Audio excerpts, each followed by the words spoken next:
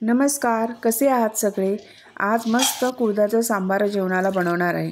कालच मी कुळीत भिजत ठेवले होते आणि मोड आणत ठेवले होते। जास्त मोड नाही आलेत, पण बऱ्यापैकी मोड आलेले आहेत। कुळीत हे लहान मुलांपासून मोठ्यापर्यंत सर्वांसाठी प्रोटीन आणि कॅल्शियमने भरपूर भरलेले असतात। आमच्याकडे तर याचा रस्सासुद्धा आवडीने प्यायला जातो। आणि काल मटकीसुद्धा मी मोड आणत ठेवली होती। मस्त आता एकदा मिसळ करायची। एका बाजूला कुकर लावून घेतला आणि त्याचबरोबर वांग्याचं भरीत बनवायला घेतलं। वांग्याचं भरीत बनवताना मी पहिलं त्याला तेल लावून घेते आणि गॅसवर भाजत ठेवते आणि तोपर्यंत बाकीच्या सगळ्या तयारीला लागते। म्हणजेच पहिलं जे काही सगळ्या लागणाऱ्या गोष्टी आहे, कांदा, टमॅटो, मिरची, कोथिंबीर या सगळ्या गोष्टी प्रथम कापून घेते। हे सगळं कापून ठेवलं ना की बाकीची जी आपली जेवणाची कृती आहे ना ती सुद्धा पटापट होत जाते।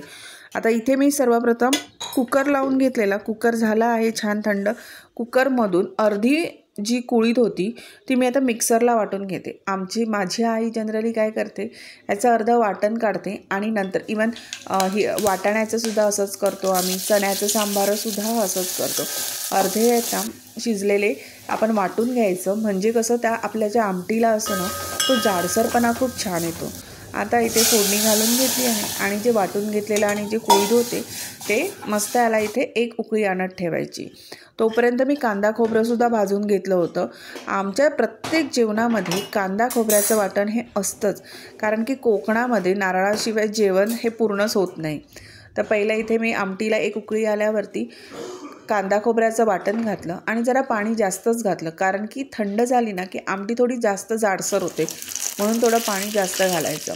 आणि वरून अशी भरपूर लसूण चिरून छान ह्याची गोल्डन कलर येईपर्यंत फ्राय करायचं आणि ह्याच्यावरती फोडणी द्यायची। आहा, एकदम भारी लागतं।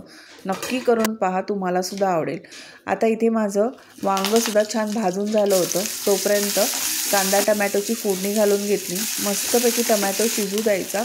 आपला रेग्युलर जो काही बेसिक मसाला आहे तो घालून घ्यायचा आणि इथे मी पहिलं वांग्याचं जे वरचं साल आहे ते काढून घेतलं। आता मी याच्या बिया पण थोड्याफार काढून घेते, कारण की ना ॲसिडिटीचं खूप प्रमाण वाढतं। वांगं जनरली मला तरी सूट करत नाही, म्हणून याच्या वांग्याच्या बिया ज्या असतात त्या काढून घेते आणि मग ते घालायचं। मस्त आपलं स्वयंपाक तयार आहे। आज जेवणाला कुळथाचं सांबार, भात, वांग्याचं भरीत, मस्तपैकी डोसे बनवले होते आणि त्याचबरोबर सलाड। व्हिडिओ कसा वाटला नक्की लाईक, सबस्क्राईब आणि कमेंट करून सुद्धा सांगा। भेटूया उद्याच्या व्लॉगमध्ये, तोपर्यंत बाय।